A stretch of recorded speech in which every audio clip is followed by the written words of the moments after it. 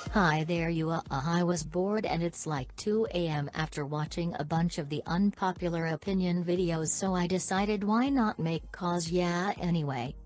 Number 1. I didn't like Fire Truck, but the mini album was actually pretty amazing in my opinion.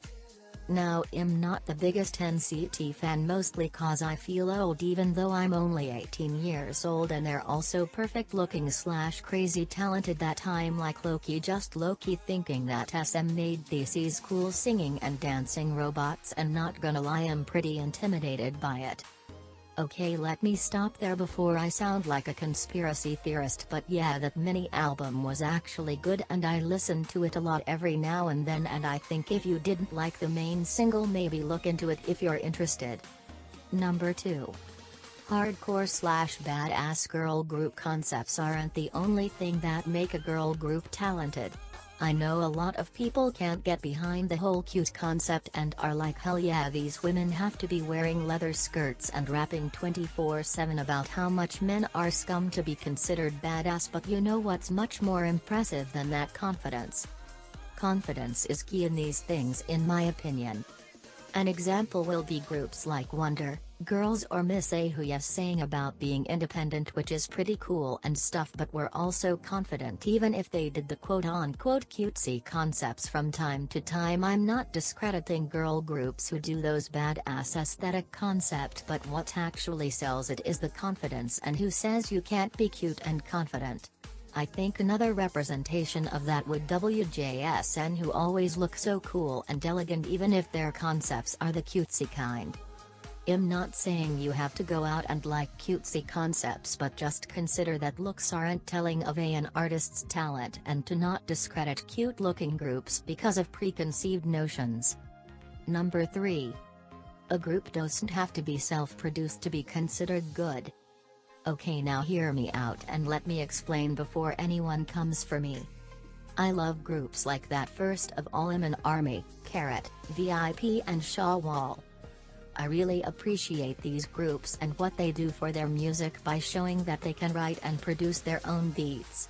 What I'm talking about here is that a group or artist can put their all into a performance, to it being in singing, dancing, or rapping, and as long as they're genuinely passionate about the craft, that it shows from their amazing work, that it doesn't make them any less talented than artists who write all their own stuff and all that stuff. Yes, it is different levels of hard work, but what I'm getting at here is that talent comes in many ways and not all the greats wrote their own stuff. It's pretty hard work, but those artists put their all into singing or dancing and loved it, and it doesn't make them fake because of that, as long as they're genuine about their art.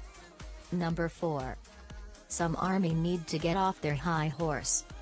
I'm an ARMY, so I feel like I can comment on this, and as someone who's been one since before they blew up when I became one during War of Hormone era in 2014.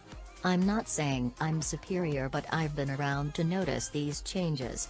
These days, with all the things the boys are achieving, some ARMYs, and very few might I say, compared to what other think, are claiming they don't need anyone to make it. Examples being things like the US radio stations.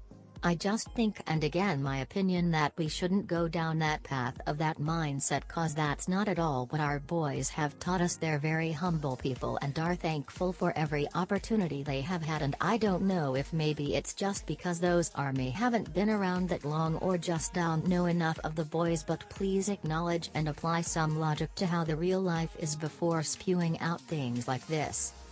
Number 4. But Namjoon isn't a legitimate excuse for when your fave messes up. I'm not saying he's a perfect god who has never even has so much as squished an ant in his life, but that yes, he has messed up and it wasn't okay. That situation isn't okay, but the person he is realized it, apologized, and actually did show remorse plus educated himself. He himself has talked about it openly, of how hard it is to admit that your words could hurt someone, but we're all human, we're not all born being social justice warriors, and learn about what is fair and what isn't in this world, and if you don't know, then educate it yourself rather than continuing to do the mistake or not learning and never acknowledging that you did such mistake and pushing it under the rug. He has said some shady and not okay stuff in the past, but he learned and applied what he learned into what he does and into to the person he is now, and that's what defines him instead of the situation. Because he took active steps in that scenario, it doesn't make what he said any better, but what he did to acknowledge his wrongdoings, apologizing, educating himself and applying it shows of the person he is. Number 5.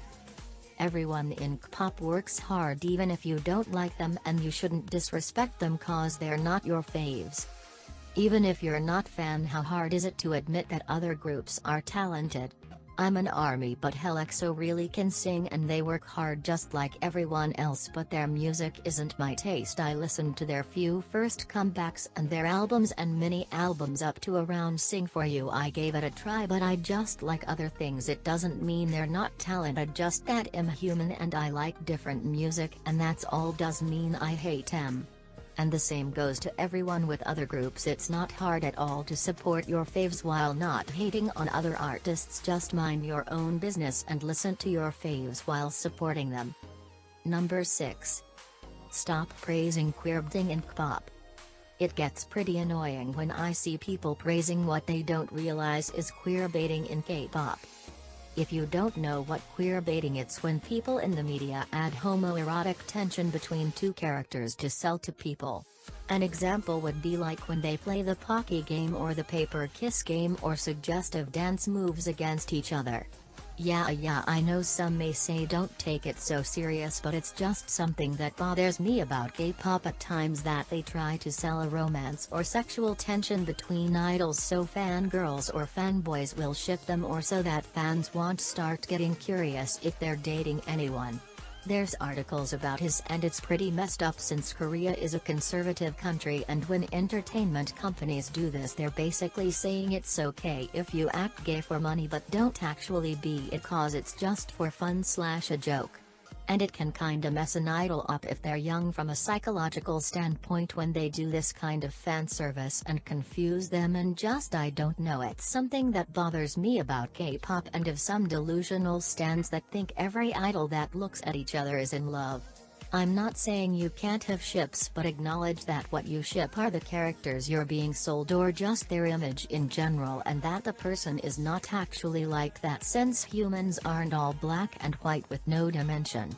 I think shipping culture is fine if you don't actually think they are all dating each other, and acknowledge that it's just fantasy or product. I know thankfully most people who ship idols nowadays are not delusional in that extent, but yeah, just acknowledge they're real people with real feelings and they aren't your toys to demand their love life. Especially when people start hating some other member cause they touched the other's soulmate shoulder, cause that's just actually kinda insane. I kinda got lazy and running out for the moment. I might make another one in the future, but yeah, these are my opinions. I'm not coming for anyone or trying to hurt anyone's feelings, and just wanted to talk about this. You can discuss it in the comments if you want and talk about your opinions cause we're all free to have them, and thank you for watching. Bye.